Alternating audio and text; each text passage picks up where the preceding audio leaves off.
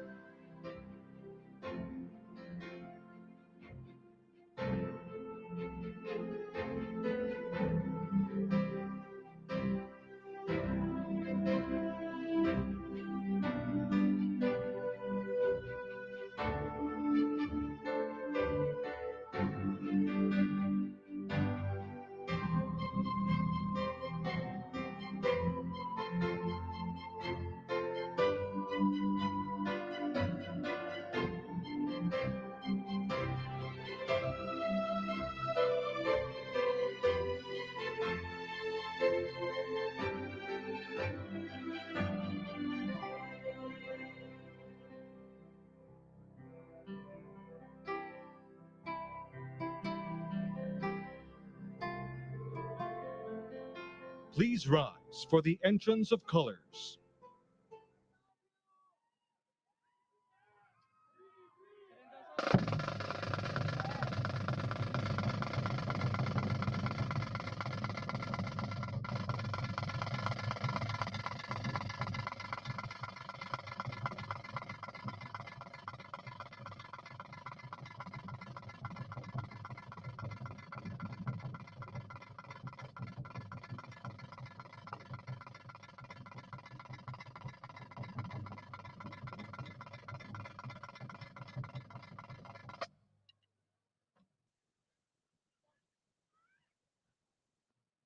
Let us all rise for the Philippine National Anthem.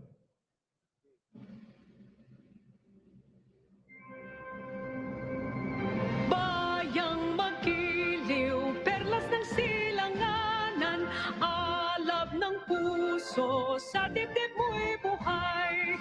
Lupang hinirang, duyan ka ng magiting, sa manlulupig, di ka pasisiil, sa dagat at bundok, sa simoy at sa langit mong baghaw, may dilag ang tula at awit sa paglayang minamahal.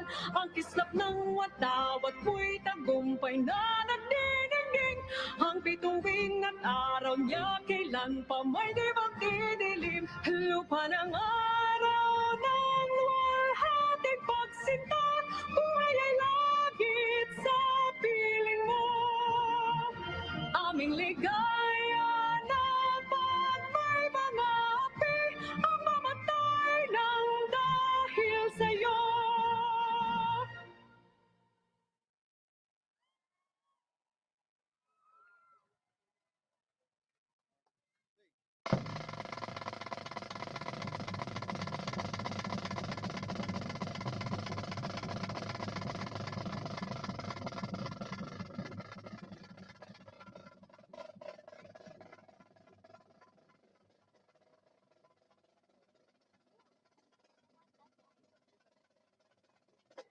Please remain standing for the ecumenical prayer.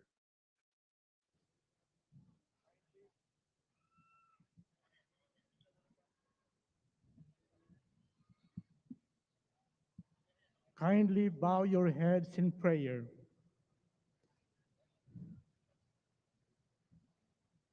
Sa ngalan ng Ama at ng Anak at ng Espiritu Santo.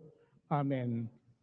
O Diyos naming maawain at mapagmahal, kami ay nagpapasalamat sa araw na ito na inyong nilikha puspos ng biyaya para sa mundo at mga Pilipino, kung saan aming tinatanggap ang aming bagong Pangulo.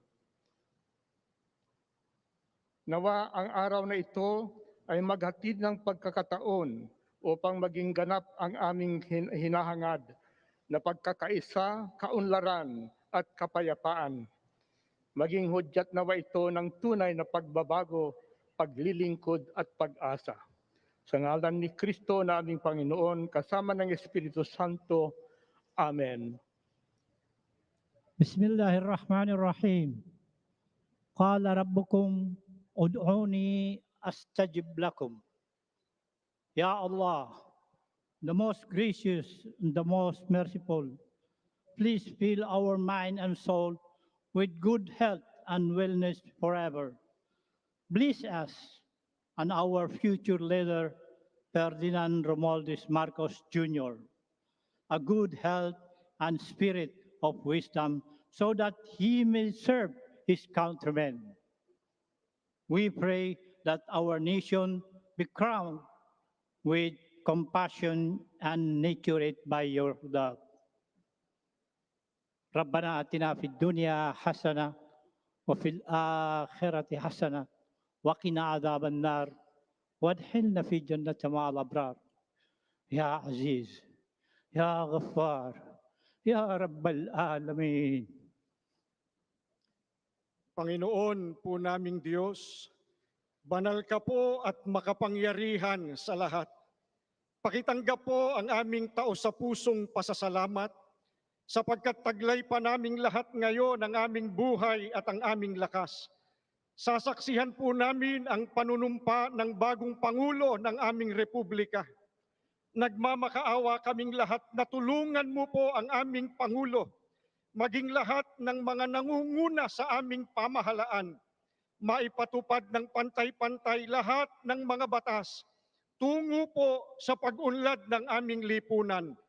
Hinihiling po namin maghari sa amin ang iyong katwiran. Sa ngalan po, Ama, ng aming Panginoong Hesukristo. Amen. Mapagpala po namin Diyos, binabalik po namin ang papuri at pasalamat sa inyong saganang biyaya na sa kabila ng mga krisis, pandemya, kami po ay patuloy na tumitingin na kami po ay merong bagong lipunan na kung saan ang bawat isa sa amin ay magkakaisa upang kami po ay umunlad. Panginoon, inyo pong puspusin ng biyaya ang aming bagong Pangulo. 10 po ng kanyang buong sambahayan at pamilya. Gayon din po ang lahat ng mga gabinete, ang kanyang administrasyon. At salamat po na kami ay walang dapat ipangamba sapagkat kayo po'y nangako na kayo po ang sa amin. Ito po ang aming pakiusap sa pangalan po ng aming Panginoong Hesus. Amen. Salamat po, Ama, sa pag-ibig na pinupuno niyo sa puso ng bawat Pilipino. Pag-ibig na maaaring sandalan, gawing pundasyon at balangkas ng aming pagkakaisa. Patuloy niyo po kaming pag-umapawi ng pag-ibig sa bayan, sa inyo at sa aming kapwa. Sa pangalan ng Panginoong Hesus. Aming Amang manlilikha at tagapagtaguyod, Nagkakaisa po kami ngayon na nagtatalaga sa inyong hinirang na maging Pangulo at lingkod ng bayan, si Ginoong Ferdinand Bongbong Romualdez Marcos Jr. Sa kanyang pamumuno at pamamahala, liwanagan niyo po siya ng inyong maningning na ilaw, kasihan at puspusin ng inyong banal na diwa, lapatan ng inyong mapagpalang kamay, pangunahan at akayin ng inyong makatwirang tinig, at patuloy na pagkalooban ng nag-uumapaw na pag-ibig at pagmamalasakit sa sambayanang Pilipinas. Bigyan niyo po siya ng mga makakatuwang sa pamamahala na may pusilak na kalooban, mga manunungkulang maalam, mabunga at marubdob ang pagmamahal sa bayan. Kami pong lahat na mamamayan ay patuloy ninyong gabayan na maging matapat sa aming mga tungkulin sa bayan para sa isang maunlad at nagkakaisang Pilipinas. Sa maiksing sandali po ng tahimik na pakikipagniig sa ating Ama sa Langit, Ipabatid natin ang ating mga niloloob at pasalamat.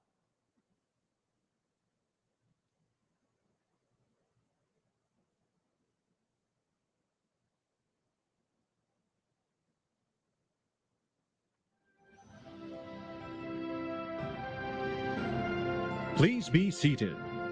Welcome to the inaugural ceremony of President-elect Ferdinand Romualdez Marcos Jr. To begin, let us now witness and give a big round of applause to the military and civic parade.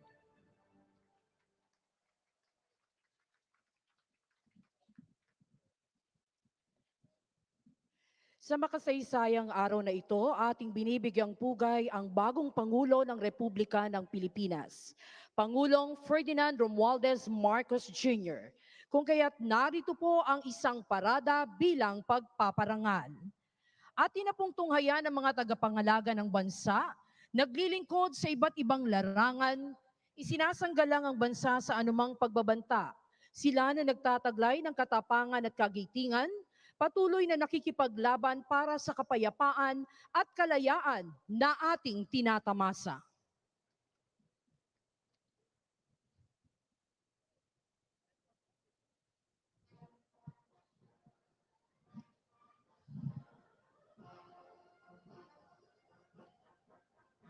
Bumubungad po ang parada na kinabibilangan ng ating core ng mga kadete ng Sandatahang Lakas at Pambansang Pulisya ng Pilipinas, gayon din po ang Tanod Baybayin.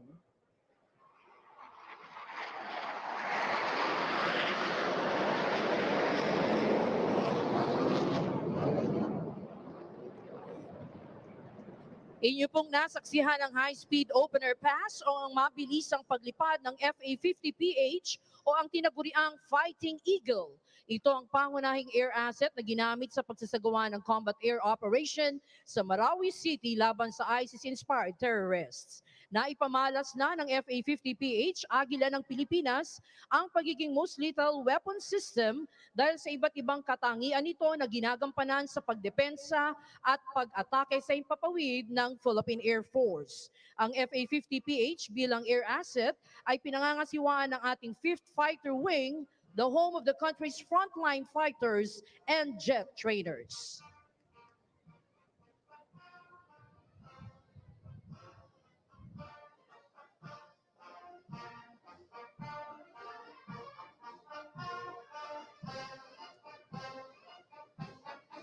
Nangunguna po sa ating parada ang pinagsamang banda ng Sandatahang Lakas ng Pilipinas.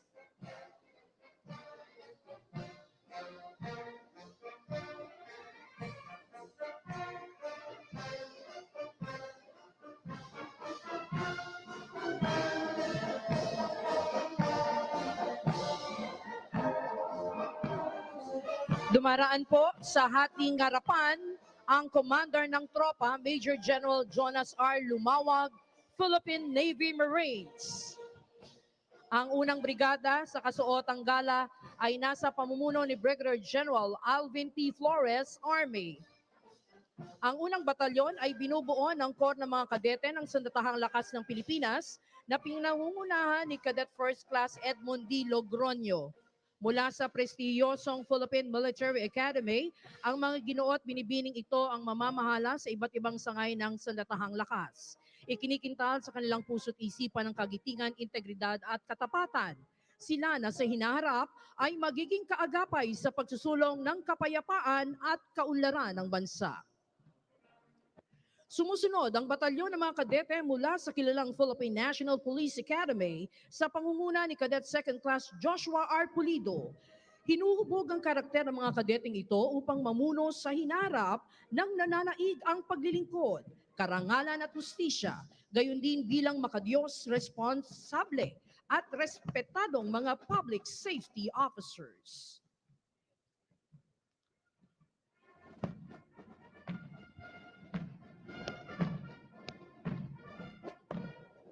Mangyaring tumayo po ang lahat para sa pagdating ng watawat ng Pilipinas.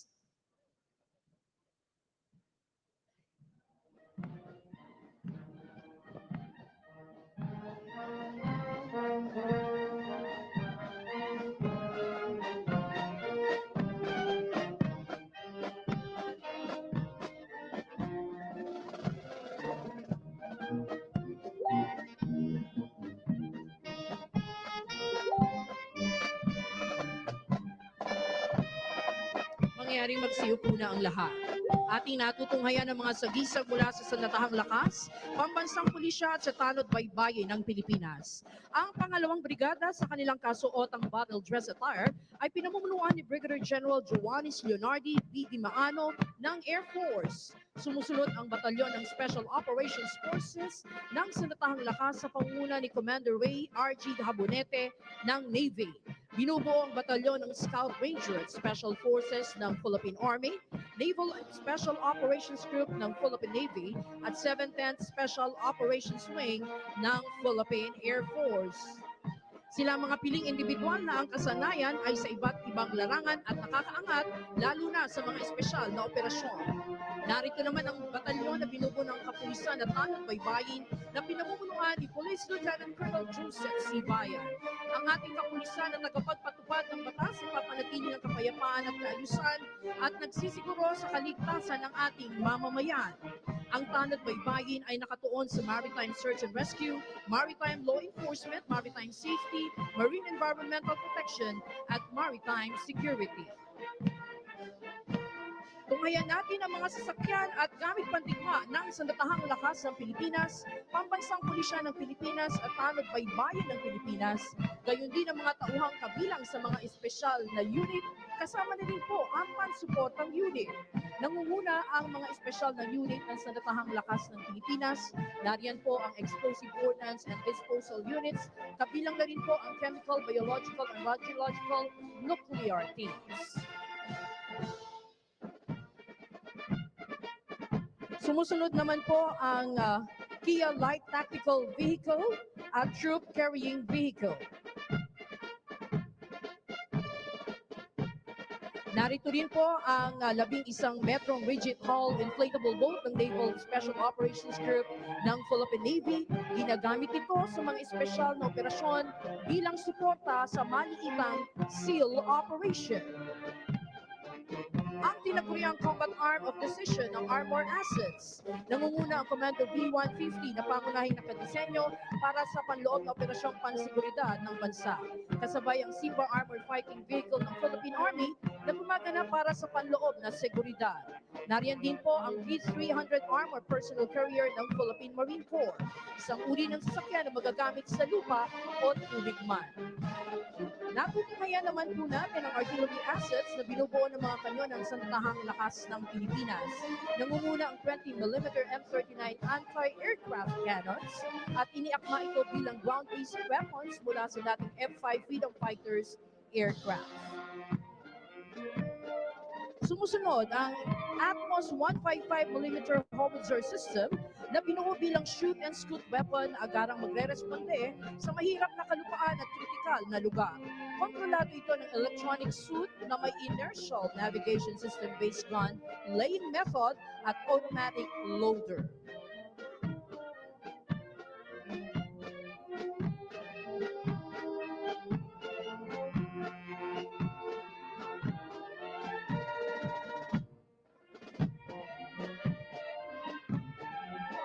Nasa ating harapan ang 105mm howitzers.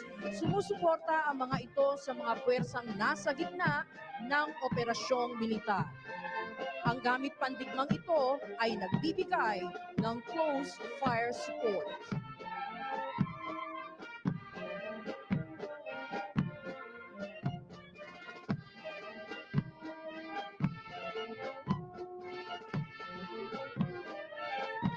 Inyo naman po nakikita ang 8-ton Ural trucks at 1 and 1/4 ton Sadco. Ang mga sasakyang ito ay ginagamit bilang bahagi ng combat support units.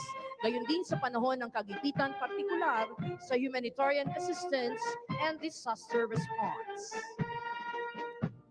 Mga espesyal na sasakyang naglalaman naman ng mga gamit pang komunikasyon at sistemang pang-impormasyon na may kakayahan upang maisakatuparan ang ugnayan sa pamamagitan ng radio communication sa iba't ibang frequency bands. Ang mga sasakyan naman po at kagamitan ng ating pambansang pulisya ng Pilipinas at Tanod Baybayin ng Pilipinas na pawang ginagamit sa iba't ibang ibang larangan, seguridad at maging sa kampanya laban sa terorismo at humanitarian assistance and disaster response. Pinangungunahan ito ng PNP Highway Patrol na tinaguriang Guardian of the Highways na nakatuon sa operasyon sa lansangan para sa traffic safety at maging sa paglaban sa krimen. Nariyan po ang mga sasakyan ng NCRPO, ang forensic group scene of the crime operatives, ang chemical, biological, radiological, nuclear, and explosives, at ang pinagsanib na explosive ordnance at K9 mobile vehicle van. Natutunghayan natin ang SWAT van, Special Action Force, na lula ng Multipurpose Armored Vehicle Personnel Carrier at MG Rubber Boat.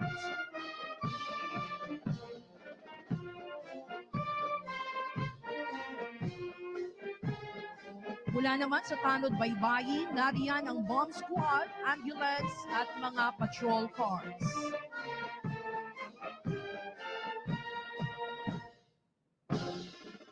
Nariyan po ang kanilang jet ski para naman sa agarang makatugon sa seguridad at search and rescue operations.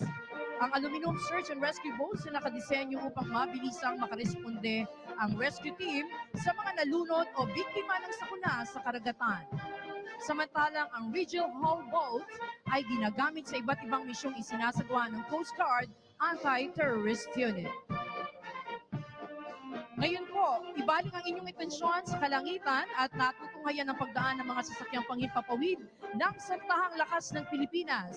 Inyo pong nakikita ang 4 na A29 Super Tucano, sumusunod ang 10 SF-260 Marchetti nakadisenyo para sa basic at intermediate training at nagsisilbing dependable attack aircraft para sa close air support. Nariyan din ang 4 na Cessna aircraft at ang panguli sa hanay ng mga sasakyang panghimpapawid, ang 9 na T-41 trainer aircraft. Ang tinatawag na trainer aircraft ay ginagamit sa basic pilot training ng Air and Education Command ng Philippine Air Force. Mga kababayan, atin pong natunghayan ang ating sandatahang lakas, ang pambansang pulisya at ang tanod baybayin ng Pilipinas na maaasahan mapaanumang larangan saan man at kailanman. Sila ang ating mga kaagapay upang mapanatili ang kaayusan, katiwasayan at kapayapaan sa buong kapuluan para sa masaganang kinabukasan ng ating bayang Pilipinas.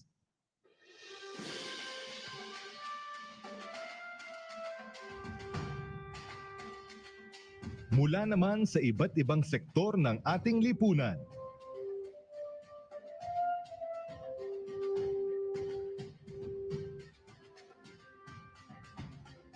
Ang ating mga bayaning katuwang sa lalong pagpapaganda at pagpapaunlad ng ating bansa.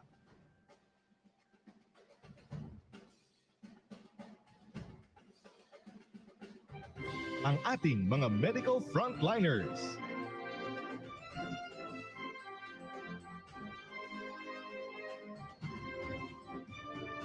Sa panahong singdilim ng pandemya, ang mga bayaning nagniningning ng pinakamaliwanag.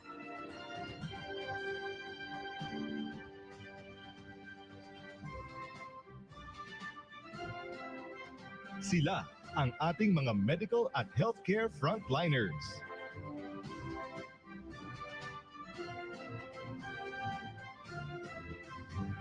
Nanganganib sa bawat araw upang masigurong ligtas at protektado ang bawat pamilyang Pilipino.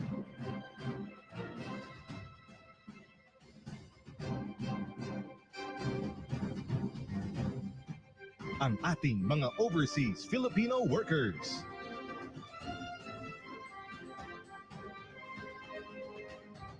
Sa ibayong lupa man o karagatan, ang manggagawang Pilipino ay tinitingala ng ibang bayan. Dahil sa kanilang husay, galing, at pagmamahal sa trabaho. Karangal-rangal ang kanilang mga sakripisyo.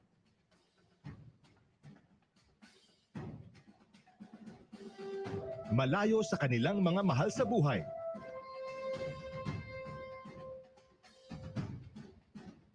Kapalit ng kanilang di matatawarang kontribusyon sa ating ekonomiya.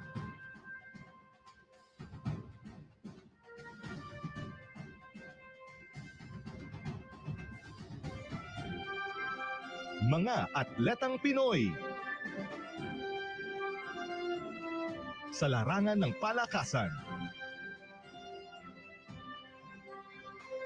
Walang tatalo sa puso ng atletang Pinoy. Dugot pawis at sakripisyo mula pagkabata upang makamtan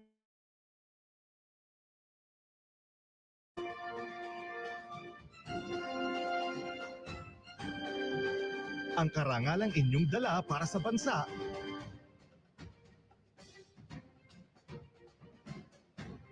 Sa bawat labang buhay ang inyong itinataya, ay kabayanihang ating kinikilala.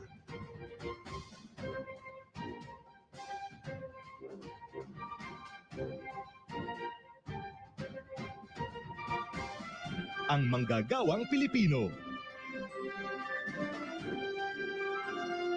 Kinikilala bilang haligi ng ating pag-unlad bilang isang bansa.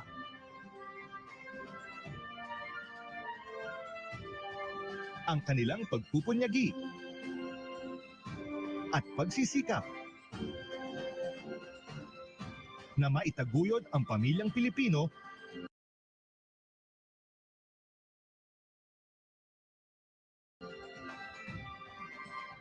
sa kabila ng anumang balakid ay ating bigyang dangal. Anumang industriya o antas ng panunungkulan,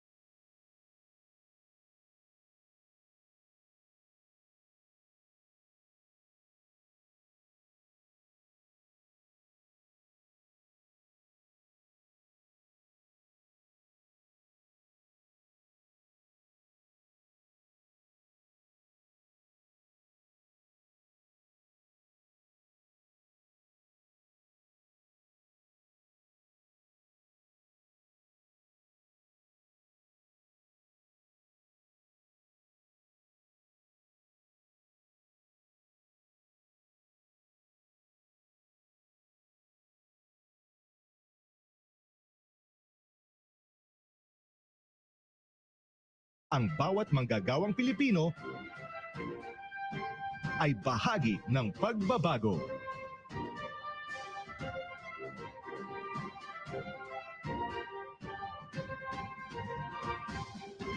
Ang ating transport sector.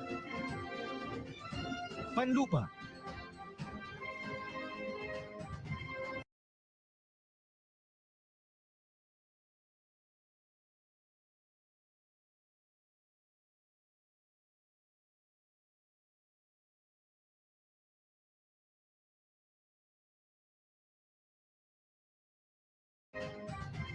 Pantubig.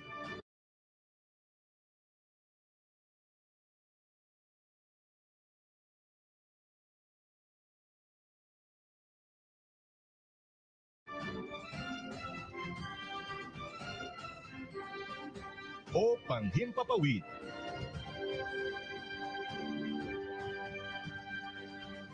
Ang ating ligtas na paglalakbay ay hatid ng ating transport sector. Mula sa mga tsuper, piloto, at flight attendants, o mga seafarers, at kapitan ng barko. Ang kanilang husay at galing ay katuwang natin sa paglalakbay tungo sa maunlad na bukas.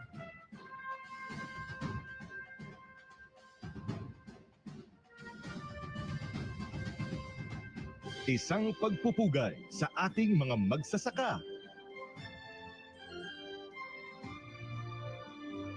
at mangingisda.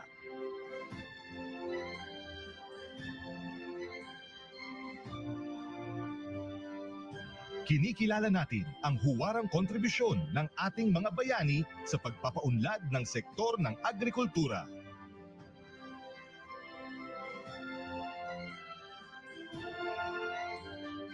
Ang ating likas na yamang lupa at karagatan.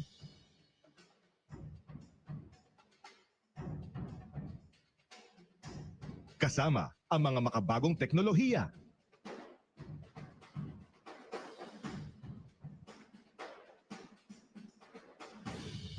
Isang masaganang kinabukasan para sa agrikultura at matibay na seguridad sa pagkain ang naghihintay sa atin.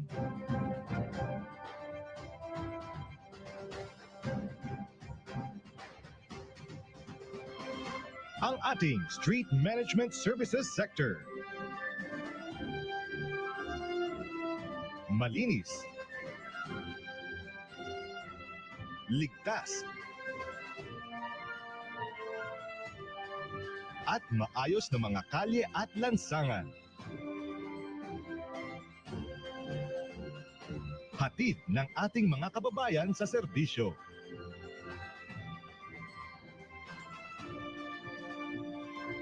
Sinisigurong malinis ang ating kapaligiran.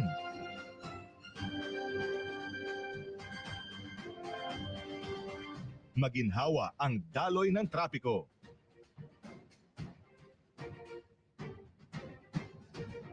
At ligtas ang ating publiko sa daan.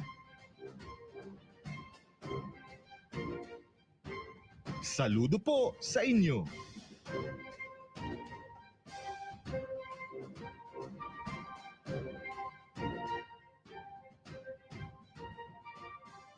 Ang ating construction industry. To read the joint resolution from the Senate and House of Representatives, Senate President Vicente Tito Soto III.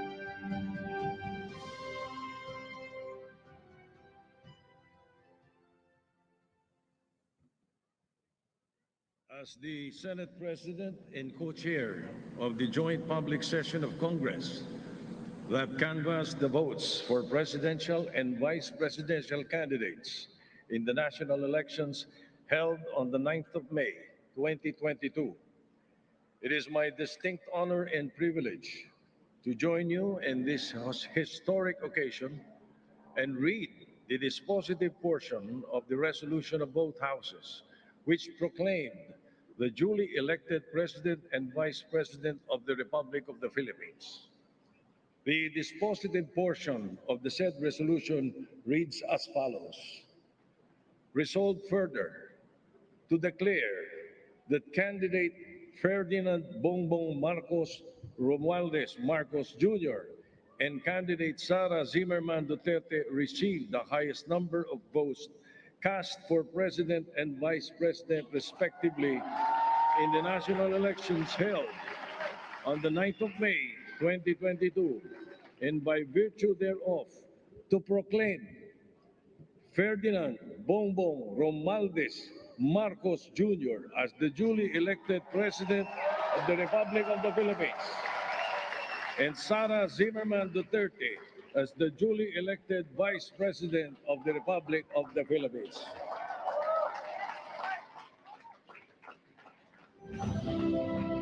To administer the oath of office to President-elect Ferdinand Romualdez Marcos Jr., Chief Justice Alexander G. Gasmundo. May we request on stage Attorney Liza Araneta Marcos, Ferdinand Alexander Sandro Marcos, Joseph Simon Marcos, and William Vincent Marcos to witness the oath-taking.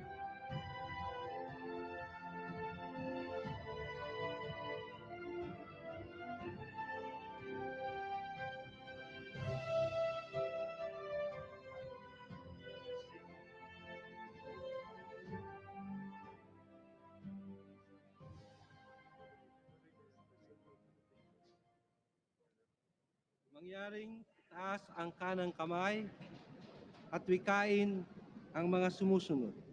Ako, si Ferdinand Romualdez Marcos Jr. Si Ferdinand Romualdez Marcos Jr. ay mataimtim na nanunumpa. Natutuparin ko ng buong katapatan at sigasig Natutuparin ko na buong katapatan at sigasig ang aking mga tungkulin bilang Pangulo ng Pilipinas, Pangulo ng Pilipinas, pangangalagaan at ipagtatanggol ang kanyang konstitusyon, ipatutupad ang mga batas nito, ipapatupad ang mga batas nito, magiging makatarungan sa bawat tao, at itatalaga ang aking sarili sa paglilingkod sa bansa. Kasihanawa ako ng Diyos.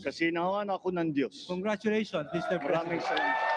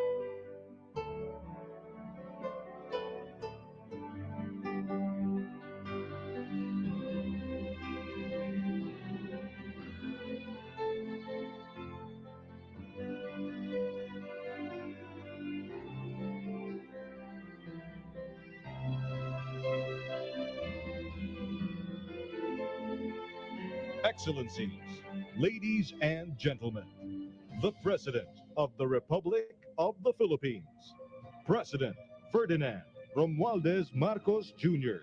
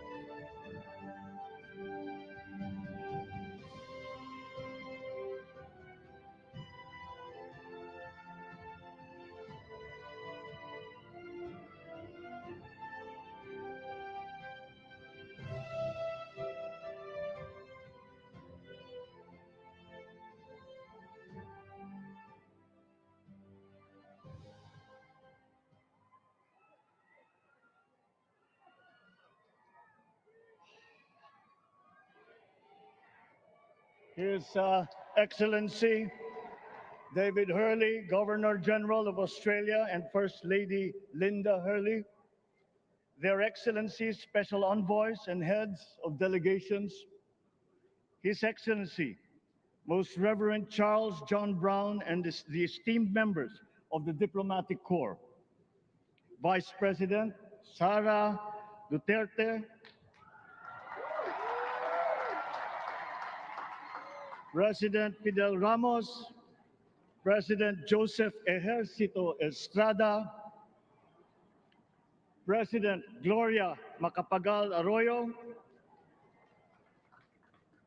Senate President Vicente Soto III, and the honorable members of the Philippine Senate,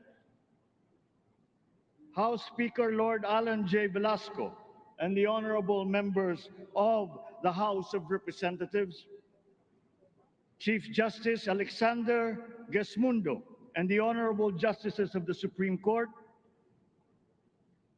of course, First Lady Lisa Araneta, and my children, Alexander, Sandro, Simon, and Vincent. I cannot proceed without a special greeting, of course, to the former First Lady Imelda Romualdez Marcos.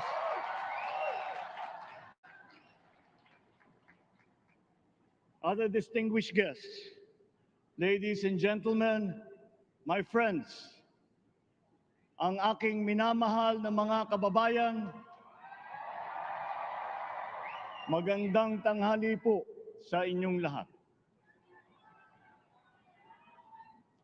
This is a historic moment for us all. I feel it deep within me. You, the people, have spoken, and it is resounding. When my call for unity started to resonate with you, it did so because it echoed your yearnings, mirrored your sentiments, and expressed your hopes for family, for country, and for a better future. That is why it reverberated and amplified as it did, to deliver the biggest electoral mandate in the history of Philippine democracy.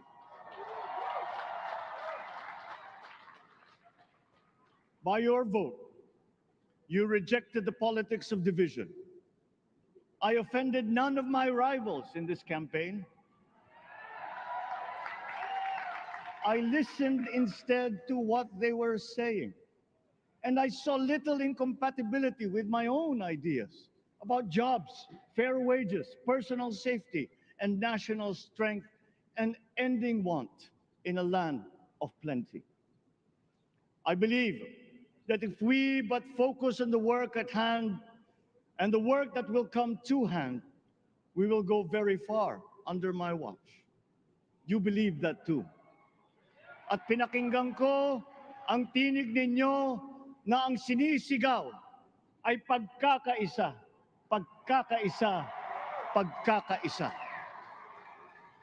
We will go farther together than against each other, pushing forward, not pulling each other back, out of fear, out of a misplaced sense of weakness. But we are the furthest from weak. The Filipino diaspora flourishes even in the most inhospitable climes, where they are valued for their quality. The changes we seek will benefit all and will shortchange no one. I was not the instrument of change. You were that. You made it happen. I am now. You picked me to be your servant, to enable changes to benefit all. I fully understand the gravity of the responsibility that you've put on my shoulders. I do not take it lightly, but I am ready for the task. I will need your help. I want to rely on it.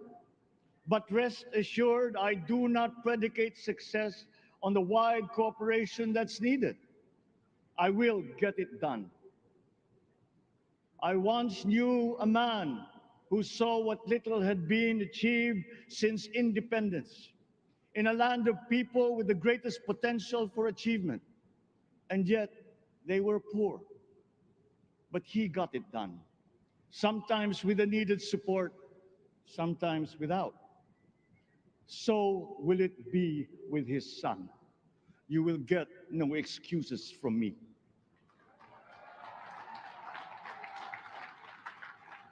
I am here not to talk about the past. I am here to tell you about our future. A future of sufficiency, even plenty, of readily available ways and means to get done what needs doing, by you, by me. We do not look back, but ahead, up the road that we must take to a place better than the one we lost in the pandemic. Gains made and lost, opportunities missed, well-laid plans superseded by the pandemic. Indeed, ours was the fastest growing economy in ASEAN by ways now outdated. We shall be again by a radical change in the way the world must now work to recover what we have lost in that fire and move on from there. We face prospects of the spread of the war abroad, of which we are totally blameless. We seek friendship with all. But countries like ours will bear the brunt of it. And if the great powers draw the wrong lessons from the ongoing tragedy in Ukraine, the same dark prospect of conflict will spread to our part of the world. Yet, there is more out there. Like going forward by new ways of doing that the pandemic forces to adopt. A stronger resilience, quicker adaptability. They are our best prevention. They are our best protection. Quiet reflection in a rough and tumble campaign of a breadth and intensity never experienced revealed some of them, such as the willingness to listen despite the noise, the hesitation to quarrel over differences, and to never, ever give up hope of reconciliation. These gave me the peace to ponder deeper. There are hints of a road not taken that could get us out of here quicker to something better, something less fragile. There is also what you, the people, did to cope, but this time empowered by new techniques and more resources. You got by, getting some of what you needed with a massive government help, and for this I thank my predecessor for the courage of his hard decisions. But there is a way to put more means and choices in your hands. I trust the Filipino. Imagine how much more you'd achieve if government backstops instead of dictating your decisions. Always there to pick you up when you fall, giving what you need to get past a problem. Imagine if it invested in your self-empowerment to bring it closer to taking on whatever challenges come. Imagine a country that, in almost every sense, is you. Now imagine what you and government can achieve together. We did it in the pandemic. We will do it again. But again, I will not predicate my promise to you on your cooperation. You have your own lives to live, your work to do, and there too I will help. Government will get as much done alone without requiring more from you. That is what government and public officials are for. No excuses, just deliver. It was like that once upon a time.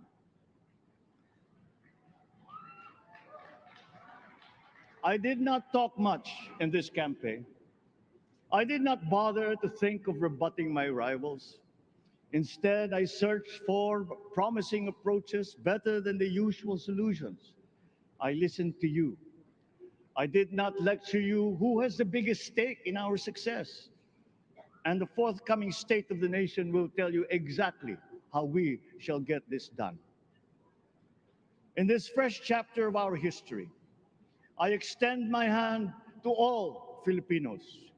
Come, let us put our shoulders to the wheel and give that wheel a faster turn to repair and to rebuild and to address challenges in new ways, to provide what all Filipinos need, to be all that we can.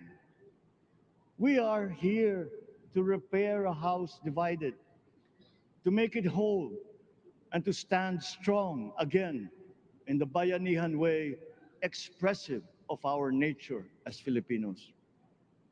We shall seek, not scorn, dialogue. Listen respectfully to contrary views. Be open to suggestions coming from hard thinking and unsparing judgment, but always from us, Filipinos. We can trust no one else when it comes to what is best for us. Past history has often proven that.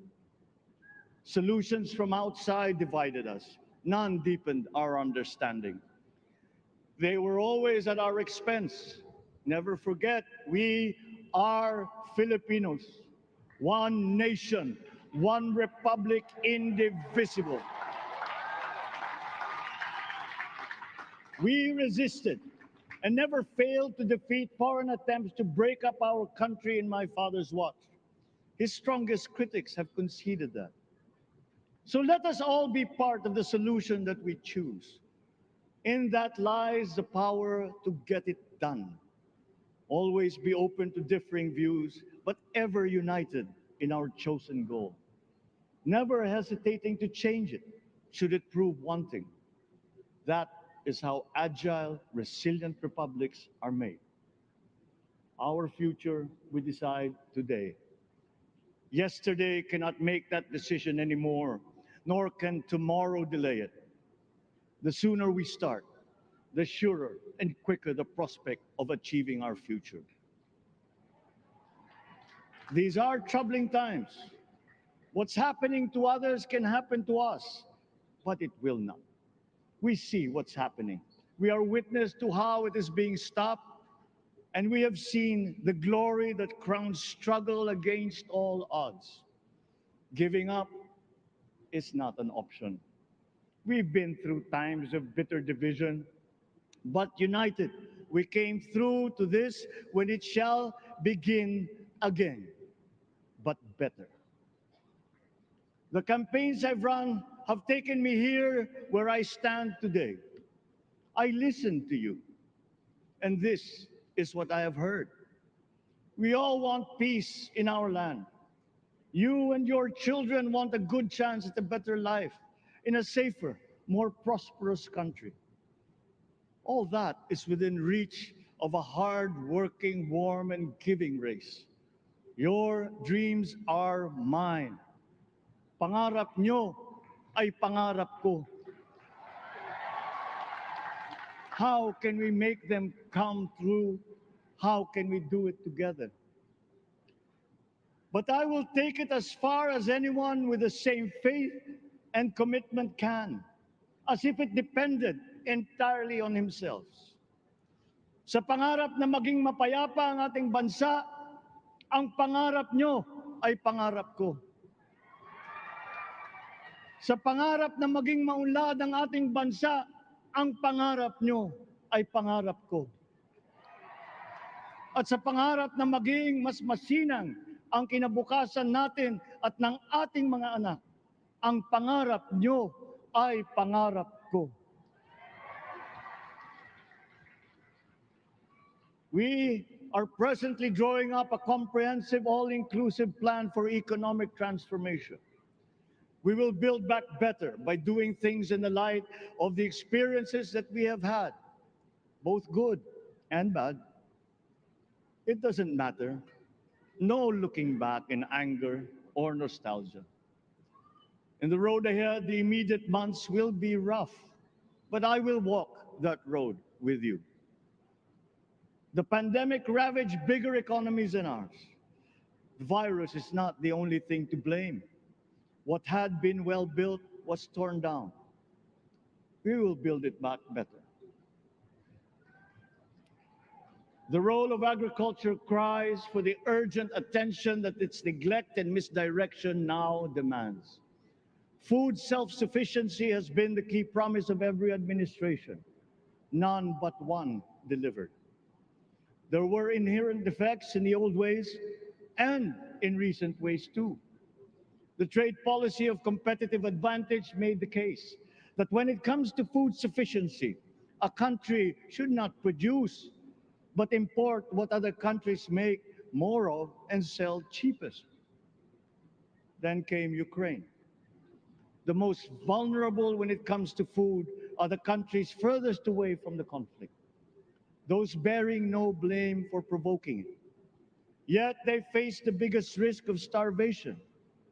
If financial aid is poured into them, though it never is, there is nothing to buy. Food is not just a trade commodity.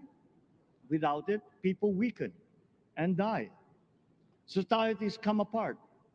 It is more than a livelihood. It is an existential imperative and a moral one. An agriculture damaged and diminished by unfair competition will have a harder time or will have no prospects at all of recovering. Food sufficiency must get the preferential treatment the richest free trade countries always gave their agricultural sectors. Their policy boils down to don't do as we do, do what we tell you to. I am giving that policy the most serious thought if it doesn't change or make more allowances for emergencies with long-term effects. There is a parallel problem in our energy supply. Sufficient fossil fuel-free technology for whole economies has yet to be invented. And it is not seriously tried by rich countries. Again, consider the response of the richest countries to the war in Ukraine. But surely, a free world awash with oil can assure supplies. Or we will find a way. We are not far from oil and gas reserves that have already been developed. What we teach in our schools, the materials used must be rethought. I am not talking about history. I am talking about the basics, the sciences, sharpening theoretical aptitude and imparting vocational skills, such as in the German example, alongside the national language with equal emphasis and facility in a global language, which we had and lost. Let us give OFWs all the advantages we can for them to survive and to thrive. Our teachers from elementary up are heroes fighting ignorance with poor paper weapons. We are condemning the future of our race to menial occupations abroad. Then they are exploited by traffickers. Once we had an education system that prepared coming generations for more and better jobs. There is hope for a comeback. Vice President and soon-to-be Secretary of Education, Sara Duterte Carpio, will fit that mission to a T. We won't be caught unprepared, under-equipped, and understaffed to fight the next pandemic. To start with, we never got over the pandemic of poor, if any, free public health. The last major upgrade of a public health system, exemplified by the resources poured into PGH, predates the current shambles by 3 generations. Our nurses are the best in the world.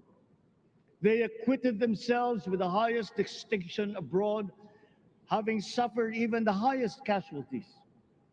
With the same exemplary dedication at home, they just got by. They are out there because we cannot pay them for the same risk and workload that we have back here. There will be changes starting tomorrow. I am confident because I have an OPLE in my cabinet. There were shortcomings in the COVID response. We will fix them out in the open. No more secrets in public health. Remember, I speak from experience. I was among the first to get COVID. It was not a walk in the park. My father built more and better roads, produced more rice than all administrations before his.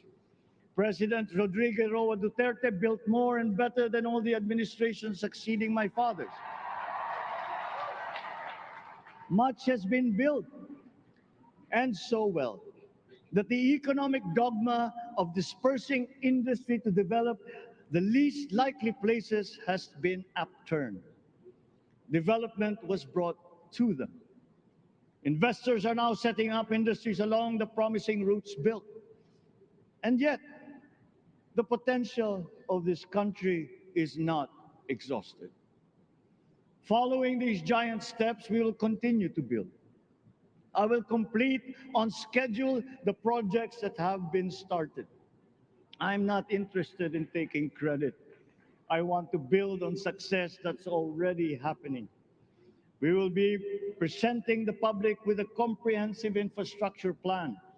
6 years could be just about enough time. No part of our country will be neglected. Progress will be made wherever there are Filipinos, so no investment is wasted. The recovery of Philippine tourism, with its emphasis on accessing nature's beauty, I am sure will exceed expectations. And bigger is not always better, but there's something to be said for economies of scale. And yet the country invites investments in fast rising industries with quick returns and inflicts irreparable damage for future generations. We have yet to see large-scale practical solutions to pollution, though some are beginning to emerge. But there are tried and proven new ways of mitigation. Blades have been turning over the sand dunes of Ilocos Norte, harnessing a power all around, but unseen, long before this day. I built them. The rich world talks a great deal, but does a lot less about it than those with much less, but who suffer more death and destruction from climate change and lack of adaptation. We will look to our partners and friends to help the Philippines, who, despite having a very small carbon footprint, is at the highest risk. First, spare victims, then help them recover, and move on to lessen the harmful impact of climate change. We too have our part to play.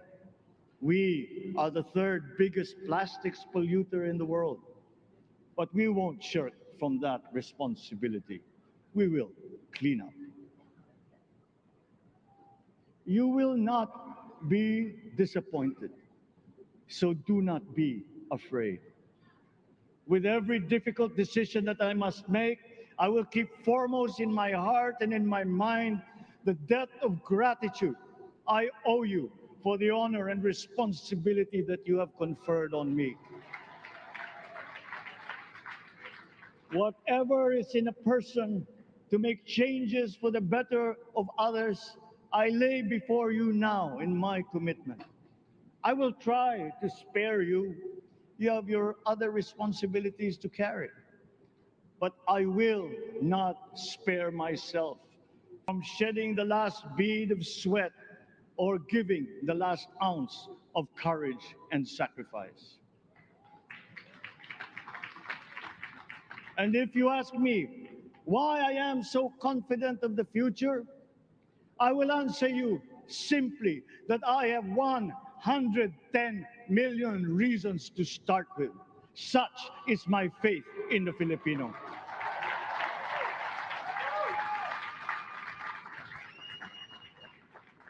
Believe, have hope.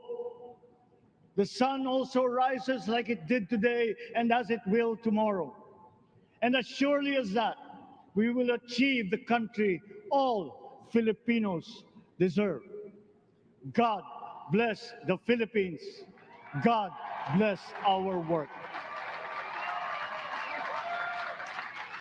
Maraming salamat po sa inyong lahat.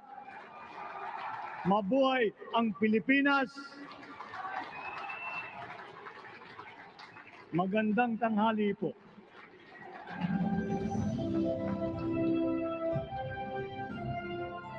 Excellencies, ladies and gentlemen, the President of the Republic of the Philippines, President Ferdinand Romualdez Marcos Jr.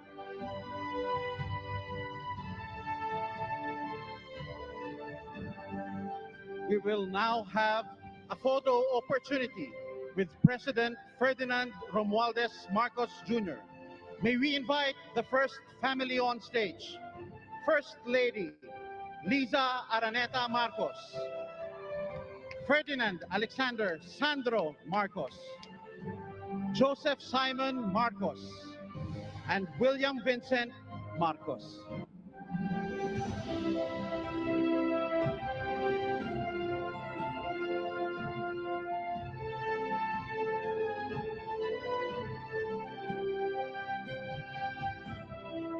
May we now request Vice President Sara Duterte to join the first family.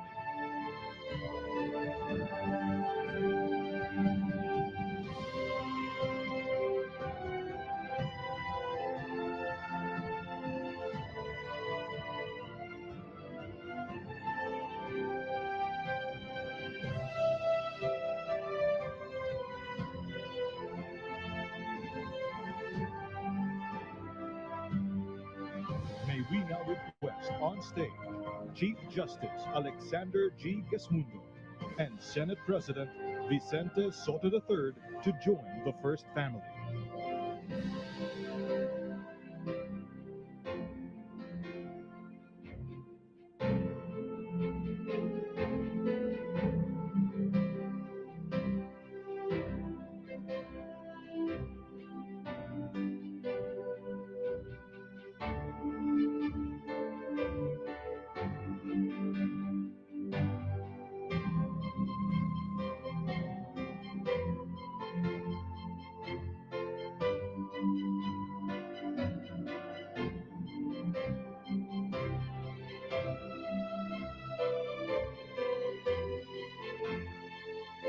May we now request Madame Imelda R. Marcos, Senator Amy Marcos, and Miss Irene Marcos Araneta to join the first family.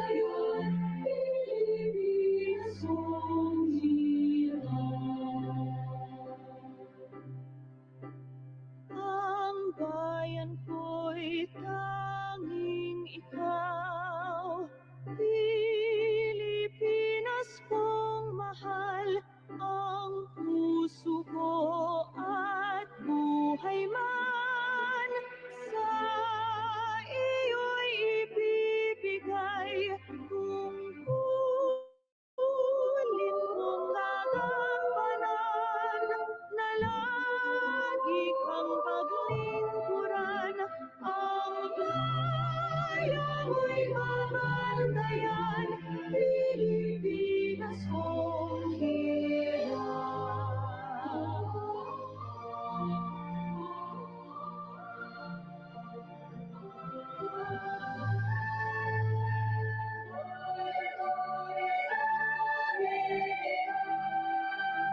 Pilipinas kong mahal, ang puso ko'y buhay mo.